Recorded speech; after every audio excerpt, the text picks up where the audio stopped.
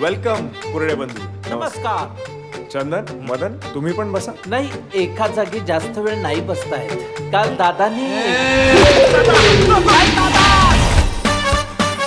आम्ही 3 भाऊ एकत्र आलो ना तर एका तासात अख्खी गाडी खोलतो आणि पुन्हा जोडतो. दोघांनाही मीच ट्रेन केलंय. दादाला पण तू ट्रेन केलंयस. बघा, हा पण सांगतोय. बस तुम्ही दोघही काही कामाचे नाही.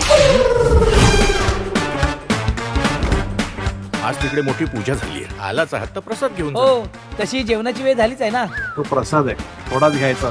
हो दादा, तुम्हा तिघांसाठी थोडाच घेणार, मी मात्र पोटभर खाणार. पहिलं स्वाकीच्या जिभेनच दिला पाहिजे.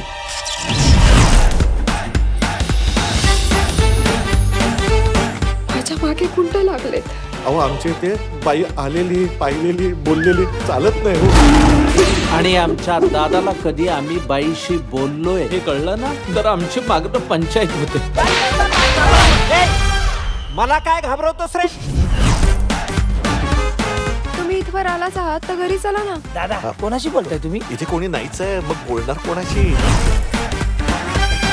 एक कॉफी प्लीज. गाडीत कोण आहे? चंदनदा, मदनदा, तुम्ही दोघांनी काहीतरी डेंजरस कांड केलाय. आता काय करायचं? त्रिपम मार्गबंदिस्तम त्रिपम मार्गबंदिस्तम. वय काय? माझं नाही, माझ्या आजोबाचं. ते मला कसं माहिती असणार? एक खून माग पाहिजे होता, पहिला तुझाच खून केला. मला व्हिडिओसाठी कॅप्शन पण सुचलाय, गेलो जरी जगातून रील्स टाकू ढगातून. कडाक. कामिनीची कुठे आहात तुम्ही? कुठल्या कामिनीची? सदाशिव पेठेतल्या की कोथरूडच्या? तुम्ही तिला शोधताय ना, ती माझ्या मागे. अंगाला शेवाळ लागायच्या वयात काटा नसतो येऊ द्यायचा. कुरळे बंदूक कुणाच्याही वाटेला जात नाही. आणि गेले तर त्यांची वाट लावल्याशिवाय राहत नाही. तुम्ही काय येडे आहात का? टोटल. तुझं माझं काही भांडण आहे? तुझी माझी काही दुश्मनी? तुमचं तुम्ही बघून घ्या.